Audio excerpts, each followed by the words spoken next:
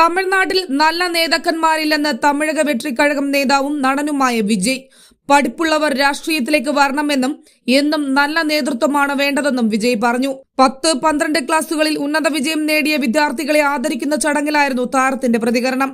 ലോകത്ത് ഡോക്ടർമാരും എഞ്ചിനീയർമാരും ധാരാളമുണ്ട്. എന്നാൽ നല്ല നേതാക്കന്മാർ കുറവാണ്. അതാണ് നമുക്ക് വേണ്ടത്. ഇനിയും നമുക്ക് ഒരുപാട് നേതാക്കന്മാർ ആവശ്യമുണ്ട്. നന്നായി പഠിക്കുന്നവർ ഉറപ്പായും രാഷ്ട്രീയത്തിലേക്ക് വരണം. നന്നായി പഠിക്കുന്നവർ നല്ല നേതാക്കന്മാരായി രാജ്യത്തെ മുന്നോട്ട് നയിക്കണം.